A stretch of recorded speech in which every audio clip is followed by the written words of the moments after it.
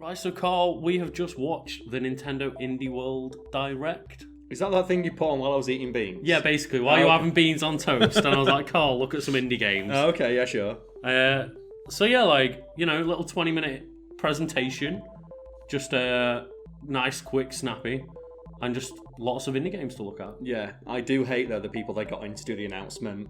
Oh, yeah, They were talking like, man, this game looks really interesting and fun. It's like you're reading from a script. Yep. You can tell immediately the reading from a script. It's like, just read out and tell me what the game is. Don't say, I can't wait to see what it's like. No, do not inject personality into your presentation. But it's like barely personality to the point where, yeah, you can immediately just hear the script running in the background. You can hear it rustling. You can hear them like reading it from a piece of paper.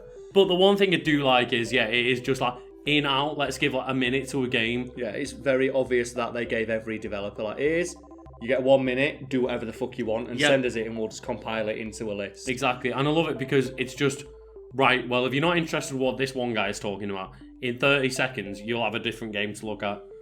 So it's good, yeah, and speaking of the games, is there anything before I go down my little list of what stood out to me? Okay. Is there anything that stood out to you? That Blair Witch game that you told me is already out. Yeah. So I remember hearing about that and going, yeah, that's the thing, because the Blair Witch was a thing in the 90s, and I remember them trying to sell it on, we've got like really good dog tech of you with a doggo. It's like, oh cool, like that's also a thing on the internet, like maybe not as popular as they once were, but yeah, everyone loves dogs. And then I went, oh cool, that's coming out for Switch. I went, Carl, it's already out. Yeah. Like, wait, what? It's Carl, already on Game Pass. It's on Game Pass. I've got Game Pass. Why didn't they announce it? No one announced it. No one cares. No one played it. No one talked about it. Nothing. It like literally released to a death sentence.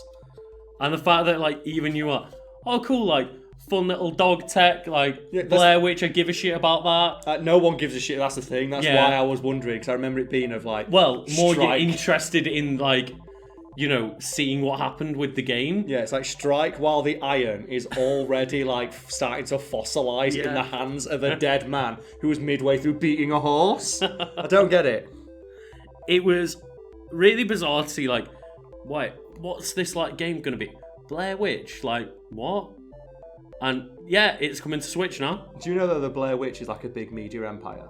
Are you aware of this? No. Because after the first Blair Witch movie came out, it was like a huge fucking runaway success. Yeah. Like, unprecedented box office success given like its budget.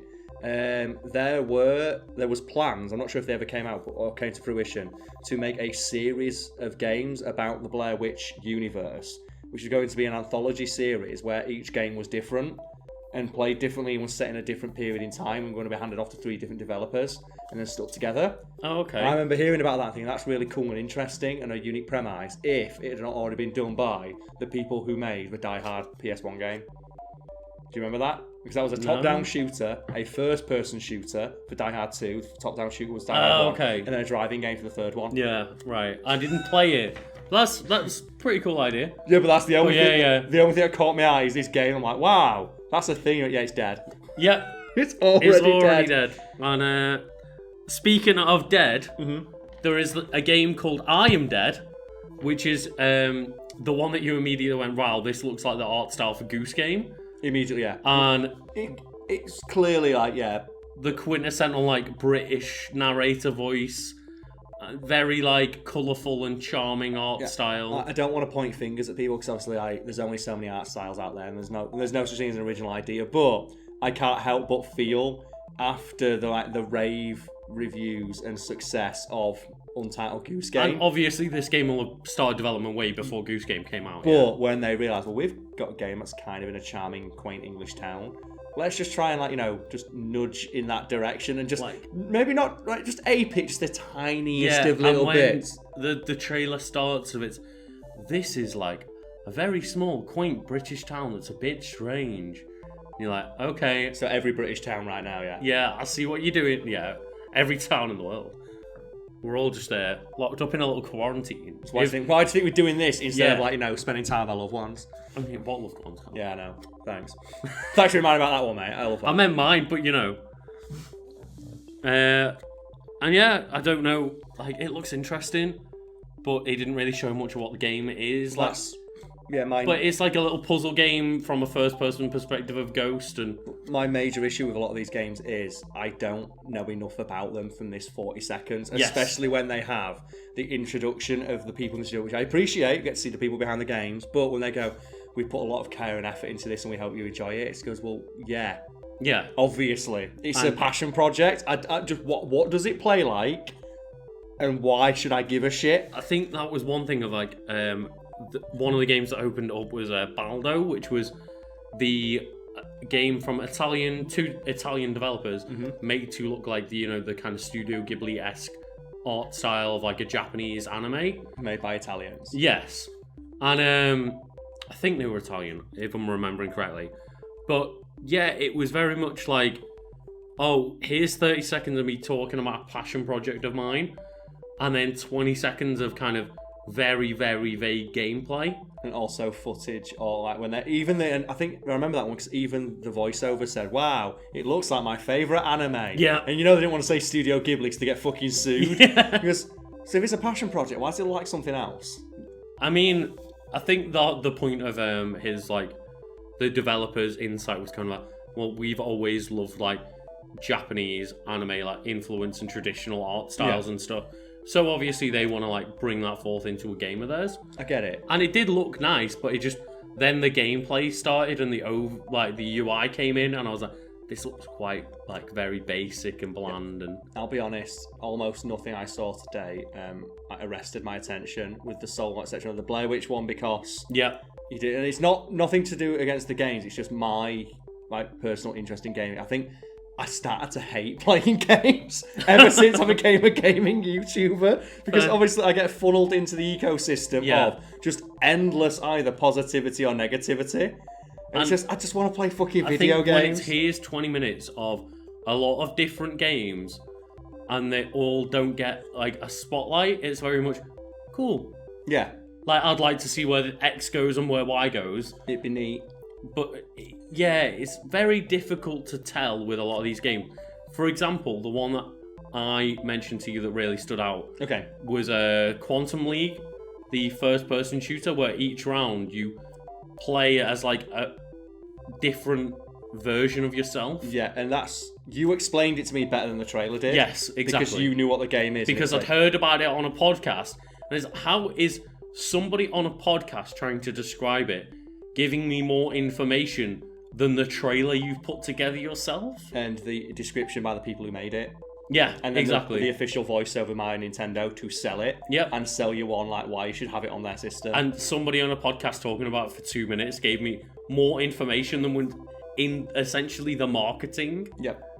Very strange. Also, very cool premise. It's an interesting premise and it looks super neat, like in terms of like the shit you'd be able to do with it. But the fact it's called Quantum League immediately makes me roll my eyes and go fuck you. Yeah. Because you saw me do this whenever I saw the titles of each thing, where I get it.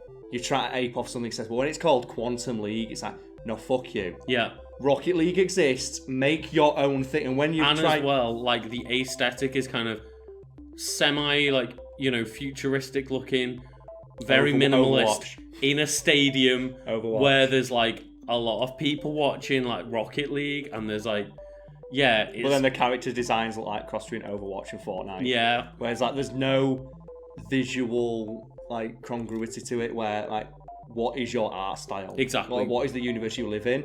And I get it. If something's popular, it makes sense to try and ape it to like, you know, improve your market. But at the same time, to me at least, it always comes across as a bit desperate. It's like you can't even stand on your own 2 feet. Like, no, I totally get that. You have no confidence in your own idea that you have. And you probably can find an interview with them and go, well, we're not inspired by Rocket League. It's like his own. So it's like, no, you definitely are. And the thing is though, if you were aware of it, you change it. Yeah. Because if you were confident in your premise, you'd call it something else. And I say that knowing, do you know the original Rocket League? No. Hypersonic Acrobatic Rocket Car or something like that. Oh, yeah, no, yeah. And they changed it to Rocket League because no one... Because on the PS3 it was like, yeah, rocket-powered hyper battle robot acrobatic car. Yeah. And the reason they did it is because it wouldn't fit on thumbnails. Joe is in store, like digital store shelves. You know what else it wouldn't do? What? Sell. I still like that original name though, but anyway.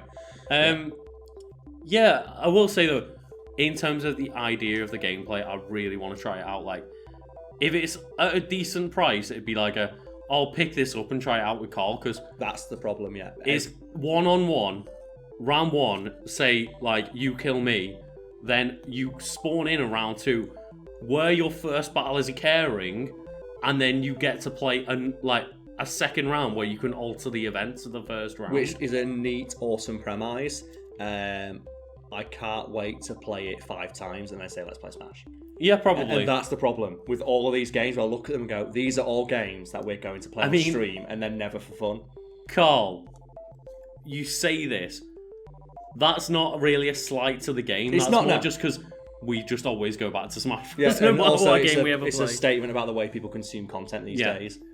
Especially with something like Game Pass around. Yeah, where like my time is at a premium and like content has never been cheaper. Exactly. And you have to arrest my attention immediately or you don't get it because there are 500 other things I can go do. With Game Pass alone, I found myself downloading a game, playing half an hour to an hour and going, well, you're not worth my time because there's 90 other games I want to try out on Game Pass. Yeah, and also the 3 games that I'm playing like constantly in the background. Yeah, and exactly, everything. yeah. And I feel bad for like when they're making games like that, but at the same time, like no, my time's worth money. Yeah. And if you can't get my attention, especially when it's something as simple as like just the title, and if I'm pissed off at the title, it makes me sound really petty and cynical. At the same time, there's like 100 other games I can go play right now. Yep. Like on my Xbox. There are free. literally a dozen games new to the Switch every like 2 days. It's crazy, but So yeah. I am able to write that game off, and I feel bad for people who made it, but at the same time, no, fuck you. You know what you're doing, and it annoys me. Speaking of games that annoyed you because they were aping something else, Oh, God damn it. I can't even remember the name of it because Elden it flashed Souls. by. No, not that one. The Moving Homes game. Oh, yeah. So, Overcooked, but you're moving house. Yeah, and it looks so much like Overcooked, I assumed it was just Overcooked, because not only does it have the same, like, top-down, almost like top-down style. Perspective and gameplay style, yeah. And it has, like, the pseudo-grid mechanic where you can walk across, like, in free, but it also has little, like, cutesy avatars that are animals, but also people. Yeah. And I saw it, and you can confirm that. I saw it, oh, is this an Overcooked thing? And you went, nope. And is it made by the same people? Nope. They're just ripping it off. But I'm still going to play and probably really enjoy having, like, a good laugh with it. I saw it and went, oh, man. Now I just feel bad for Overcooked. Yeah, that's the thing is, I get both sides of that. I was like, yeah, man, I can sit there and go, it's Overcooked, but you're moving furniture.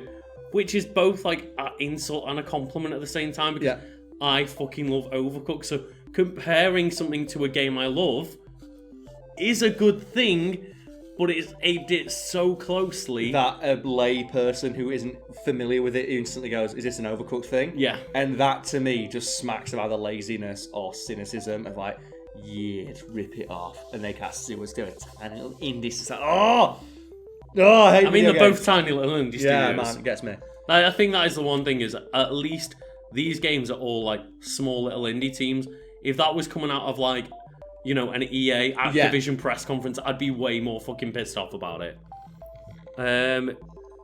So, talking about, like, little games on big press conferences. All right, then. There's The Last Campfire made by Hello Games. Yeah, as soon as I saw, like, I heard Sean Murray's voice. Yeah. Because they did the thing where they have the voiceover and then his face comes up. And I heard his voice. And I went, no, I don't give a fuck. I know they turned No Man's Sky around. But They we did, yeah. briefly discussed it on the way to the office. But it's like, that game received an unprecedented amount of coverage in the press. It was crazy. I have, like, he was on Stephen Colbert. Like, Well- a show that's just, like, about they do not interview people who make games. And they got even him on. In terms of, like, the game media, they were, like, one of the headlines for a PS4, like, E3 showcase. Yeah, and then you just had, like, just even newspapers and shit, Yeah. news stories that don't discuss video games. Going, oh my Ever. god, there's a guy saying you can go into this game and do anything you want. What's this game going to be? It's going to be infinitely big and you can do anything ever. And then there's that gif that went around on day one of just, like, the guy got the dinosaur planet and the dinosaur's walking like he shit his pants. And then people instantly putting up screenshots going, oh, your planet's the exact same as mine, but with one detail changed. And then they went to the officers and just they shut their officers and then turned the Twitter off. And it's like, I get it. Like they promised the world and couldn't deliver. No one could do that. Like no student. Yeah. But I do place the blame squarely on that guy who was in fucking interviews going, yeah. And they're asking him questions. He could easily say no. And it feels like the kid that got caught in a lie, and he just dug the deepest of holes. And then hid in I it. kind of feel sorry because you know that part of him inside must have been like, fuck, what am I saying? But like, I get that not everything in development goes the way you want to see, but they were straight up lying. Yeah. Straight up lying about it. shit. It leaves an awful taste in your mouth that makes you not want to support that. And because, now, again, there's so much out there. You see, like, the ultimate 180 of, we're going to make, like, this cutie little emotional story, a very, very small game. A small scope We game. are setting expectations as low as possible. Not in terms of quality, but just scale of the game. But that speaks to just, like, the lingering just sentiment of, just, you really fucked up, like, up on that, you screwed the pooch. And I know from, like, accounts from people that I know and as an opinion that I trust and respect, they did turn it around eventually. Yeah. It's a really good game. Been getting really good reviews with the newer updates and stuff. But that immediate thing of just...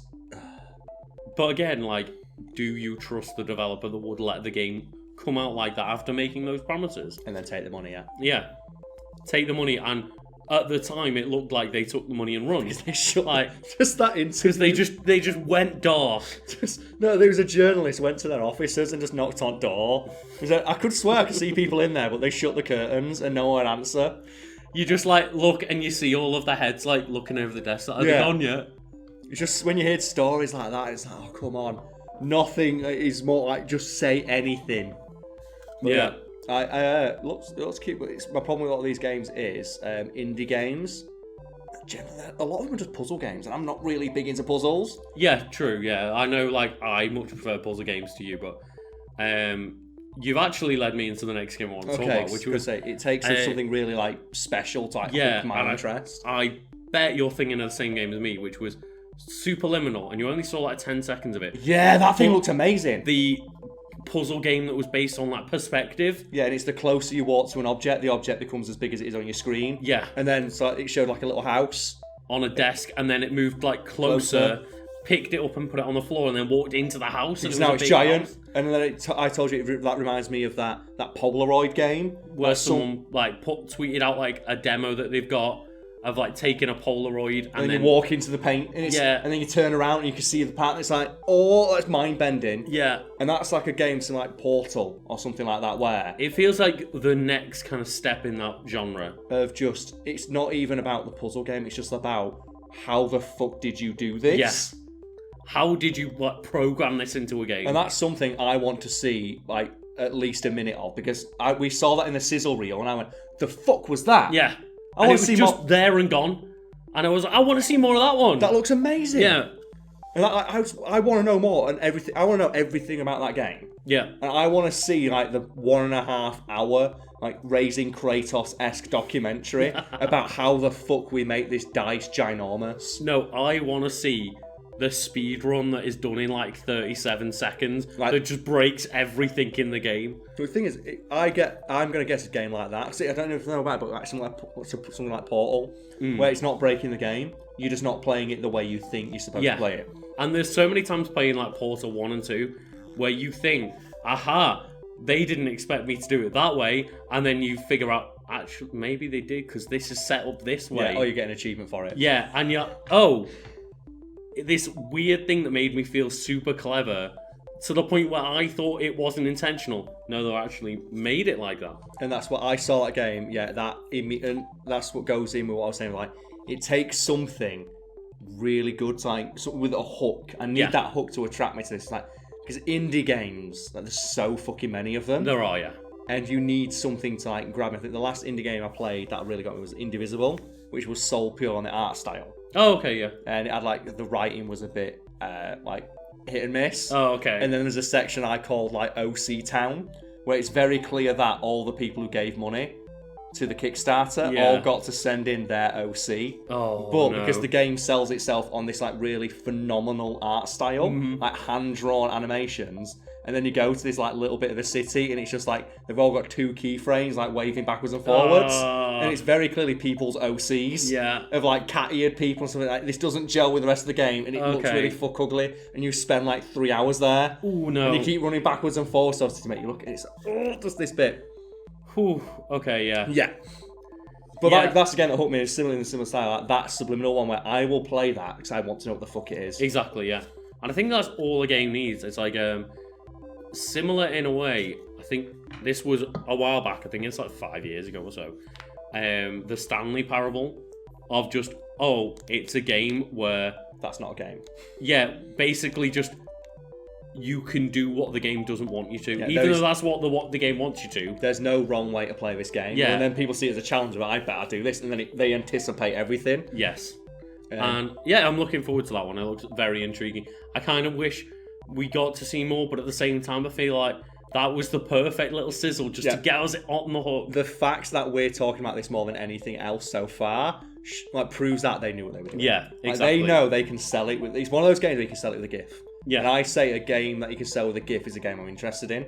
Like the last one that did that was Untitled Goose Game. Oh, okay. All you need is just that little GIF of the goose walking out stealing the guy's glasses. Like, I'm done. That's it. That's all I need. It's like, cool, I'll play that. Yeah. That's a game that you can do that with is a solid fucking game, but yeah. And I think we're just naturally coming to a bit of like an end. So we'll go to... I'm looking at the list now and there's something we've not talked about. I don't want to talk about it. No, I can see it because you've got here, it says, I am dead, interesting idea. Will be cool to see what is more. Baldo, nice art style with gameplay, looks drab. Yeah. We've got B.ARK, more Gradius, Cold School. That game looks actually really fun. That does, yeah. Because the reason I'm excited about that one, and I'll probably want to play it, is because it's not just Gradius style. It's Gradius with classes, because each ship is controlled by a different dog, and the dogs are different sizes. Yeah, you said like, the ships all look different in shapes and sizes. Which means they'll have different hitboxes and really different weapons, and then there'll be different ways to play. So you can play through as one dog, and then which means that there's replay value seemingly on the surface of it, which I'd be intrigued to do, and then you can do different class setups and things. And then you went, oh look, a Gradius co-op game, I've not seen any of them. Thinking I was like, Carl's being like facetious here. I was like, yeah, there's loads of them. You're like, no, there's not. It's because and then another one appeared in this Indie World Direct. Yeah, in like the little sizzle reel at the end. Because I liked Gradius, but I feel like they all got too difficult where the thing people took away from it is, no, I'll make it bullet hell. Yeah. And I don't like bullet hell, I like Gradius. Mm-hmm.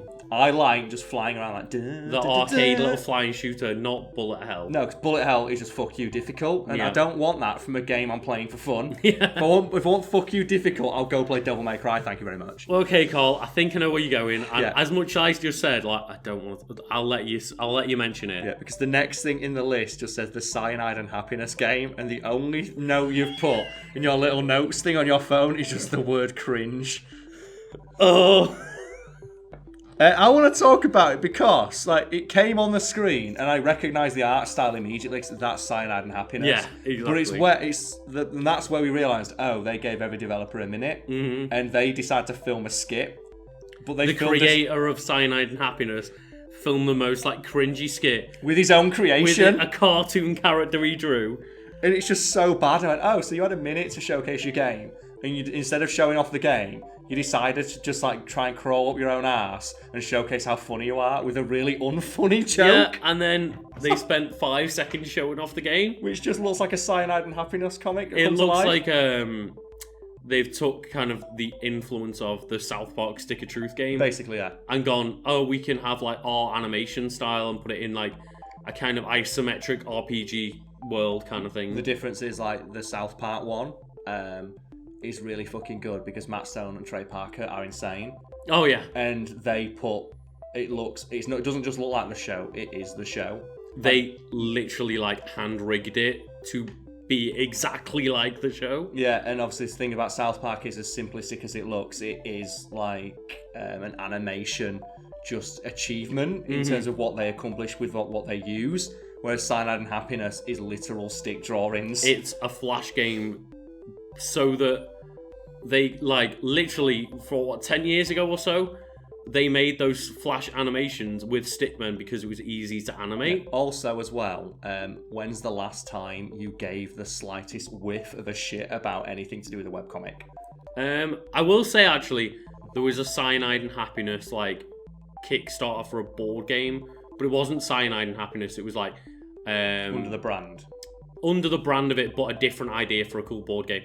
So I was actually about 6 months to a year ago heard about Cyanide and Happiness again, but then that wasn't even to do with the actual Cyanide and Happiness. Yeah, like when's the last time you went and read one of their comics? Yeah, exactly. And you can't say because you saw it in a tweet. No. That doesn't count. When's the last time you... Did you go and seek it out yourself? Because you thought, man, do you know what I could really go for now? Some of that biting social humour of Cyanide and Happiness. And you know... it's just so bad when it's like, I created it, and I'm going to do a skit with my own character that's not funny. Instead of selling the game I want you to buy. It's just bizarre. And yeah, I think I can just sum it up by going... Cringe. That was the only note I needed to make. Yeah. Cringe. This humour was dated like 10 years ago. Yeah. And it was funny at the time. Do you ever go back and read Control Alt Delete? Just for a laugh? No. Oh man, do you ever go? It's so good. As in, like, it's so good because of like how bad and dated it is. Oh god. Like, do you ever go back and read that Tim Buckley one where it's like him drawn in the like Control Alt Delete art style, yelling at Jack Thompson? Oh god, no. Where it's like, oh man, how dare you say that game was a violent, like with so many of us, and we'll fuck you up. It's like, yeah, that's right. You tell him to. Game was out of violent, and we'll prove it by threatening violence against you. Oh god, the classic. It's so good. Oh man, it's great. Oh, did you ever see the one that's the famous one? I forget what it's called. It's called like Pixel and Chicks or something like that. And it's the one of how to spot a gamer at your Christmas party. And it's this really shittly drawn webcomic. And someone just goes up to a Christmas cake and goes, "The cake is a lie." Oh, and they just like, they bump fists together or like clink glasses together. And it says, "Merry Christmas" from your favourite like webcomic artist. It's so good. It's so good. Do you know what? I'd play that game. If they made a game and they got all the shit tier comic artists from back in the day, they got Tim Buckley, that motherfucker, Cyanide and Happiness, like Saturday morning breakfast like cereal, they're still good. Oh, okay. Because I think that's written by someone with like a PhD in some like mathematics or some shit, and so is an XKCD. Those two still remain because they're written by actual people who are smart, not just idiots who fell ass backwards into it. And they combined them all in and made the cringiest game. Cringe Lords the game. I'd play. I feel like it would be the video game equivalent of that movie 43, was it? Oh man, that was great. That was a shitstorm and a half. It was. Do you know what it'd be? Oh man, what was I thinking of now? Because there's a similar equivalent of it now. What the fuck? Oh no. Oh god, I had it in my head. No, when you replay Guacamelee. Oh. And you have all the memes in the background, and you go, Did this age well? Yeah. Anytime I see memes in a video game, I go, oh, that's going to be rough in a couple of years. Oh man, you must have liked the Sonic movie then, when Sonic flosses. Oh. Did you not know that? No. Yeah, Sonic flosses in the Sonic movie. Of course he does. Yeah. Of course he does. I always go back to that video of Ninja on New Year's Eve flossing in Times Square in front of a crowd of like 2,000 people who could not give less of a fuck who he is. Because they're all like 40 years old and he stood there all day. And it's like, yeah, our kids are at home, mate. And it's now whenever he says anything, they just post that gif of him flossing in front of a completely like silent crowd. As nobody gives a fuck.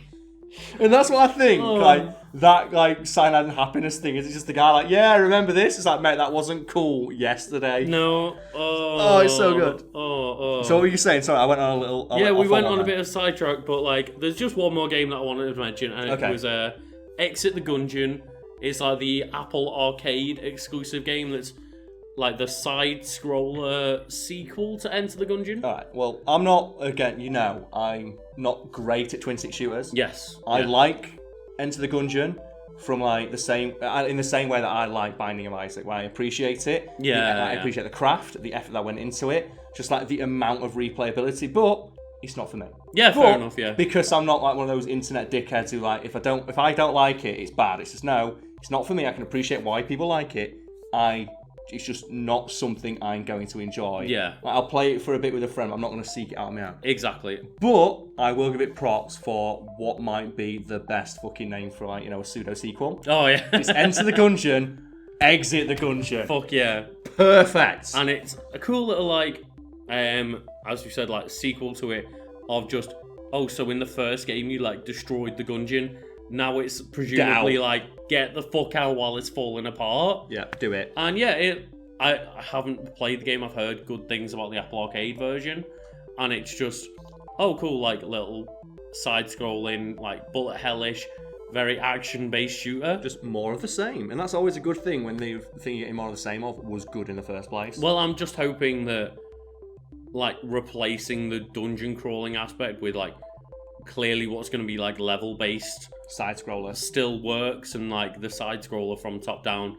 I'm just hoping like the transition works, but it looked like it was a fun experience from the trailer. It's true to form, and the fact they chose that to bookend the entire like little indie direct showcase, like, well, yeah, we're confident in it. Yeah, I think it probably speaks for the game if they're ending it on that note. But yeah, I've got no bad things to say about that. Like, it's not the game for me, but I can see why people would like it. Yeah, I can't say the same for like the Cyanide and Happiness game. I cannot. No, where I just look at that and go, oh man, crawl off your own dick, dude. It's like no one gives a fuck.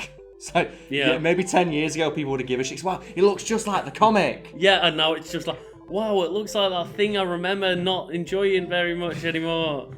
Like, some of the comics are still good.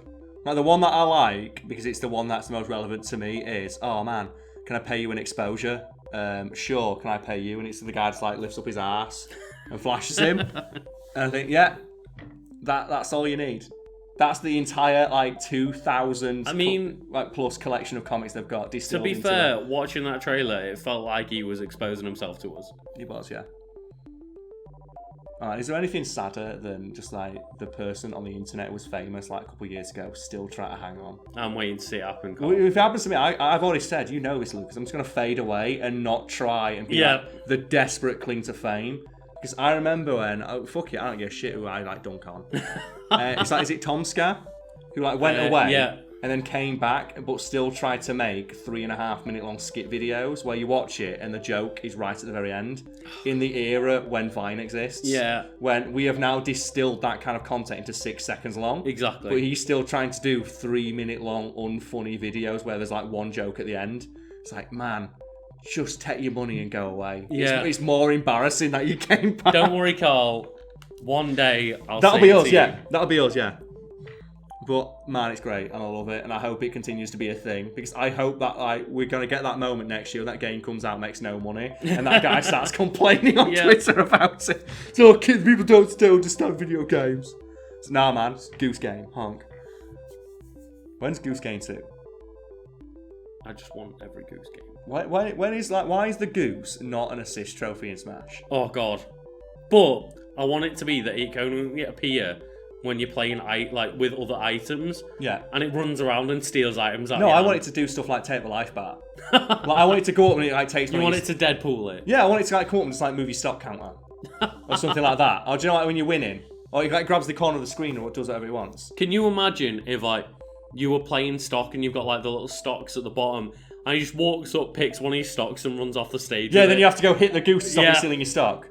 That'd be fucking cool. It would, wouldn't it? It's almost like that's a really good idea they should put into a Smash game. Right, Nintendo, you can have that one for free. They can do, yeah.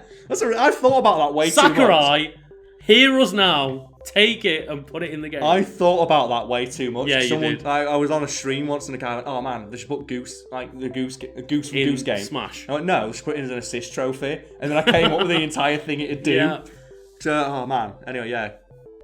Indie Direct looked awesome, I guess. Yeah, it was like pretty good. Not some stuff in there for me, but I'm hoping there's some stuff in there for people. I think that was a wide enough spread that not everything wouldn't be for everyone, but there'll be a couple of games in there that speak to each person that watched it. There's that one thing where you go, that looks interesting. Like with me, it was just that perspective game. I'm like, what the fuck is this? Exactly, and I think there was like quite a variety in there for just 1 or 2 games for you to be like, I need to keep an eye on that one. And then you have the cringe. And then you have the cringe. And I think other than the cringe, I'd say it was very good. And at least, even the cringe, it was just over quickly. No, man, when's the Cyanide and Happiness Nintendo Direct? Like, what? I'd never want to see it. Like, that would be the equivalent of like, when I turned on the Smash reveal, found out it was a Fire Emblem character and just clicked off the video. Man. Do you not remember that Nintendo Direct they did where they got Robot Chicken to do it? Oh, the E3? 5 years after Robot Chicken irrelevant. It was a Nintendo E3 as well. Yeah. I still prefer the Star Fox puppets. You know what's really good about that though, because it just shows like how behind the times that Nintendo is. Yeah. Like 10 years after like these things are relevant, they put them like front and center. It's like, well, Mate, we still haven't got like online that works. Let them figure that out first. do you know what that Fucking makes me hell. think as well? That makes me think that someone in the Nintendo office has just discovered cyanide and happiness. It's like, mate, have you seen this? Do you know when your dad or something like they Yeah. find something from years ago, like they find old memes and they think they're really funny, and then forward them to you and you gotta go, yeah, that's great. That's what Nintendo's doing. Yeah. They're just discovering shit like that. Like that direct they just found out. Like, It's oh, just man. made it over to like their offices. But they're sharing cyanide and happiness comics internally. In like 5 years, we'll get a Cards Against Humanity game as well. Oh god. That's do you know what? That's gonna happen. It will. And it'll happen 5 years after the fact because that's how slow businesses move now. Because they're a huge fucking company now and not just individual people. Yeah. And they've got, oh man. Oh. The world of business is slow moving and opaque. But yeah, Indie World. Well done. I do love It that. was a fun watch. What an indie game. This like multi-millionaire who's like got an entire media company. How indie. I'm not gonna start shitting on it, it's too funny.